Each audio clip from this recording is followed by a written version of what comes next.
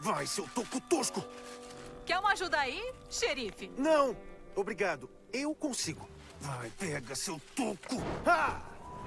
Ah! Ah, isso aí deu até dó. Vem logo, cara, no banco herói, vem se aquecer. Você tem certeza de tudo isso?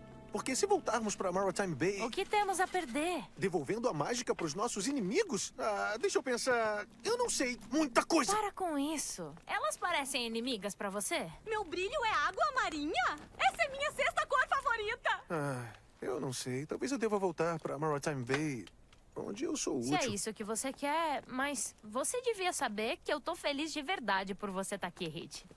Todas nós estamos.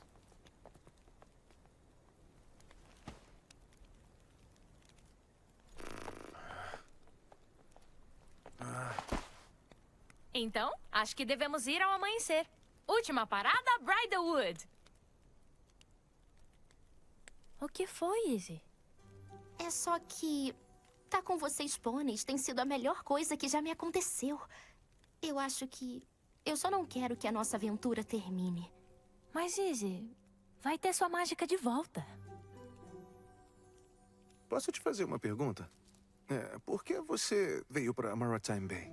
Eu sempre quis conhecer. Quando eu era uma potrinha, eu encontrei uma lanterna. Tinha uma mensagem dentro dela. Ela dizia que eu tinha amigos em Maritime Bay.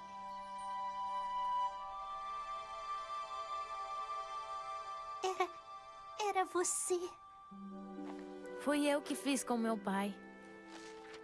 Sempre prometemos um pro outro que um dia íamos provar que todos os pôneis deviam ser amigos.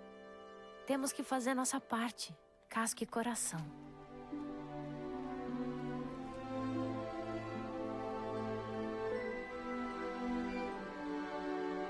Ei,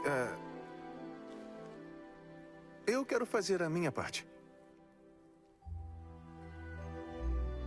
O que temos a perder, né?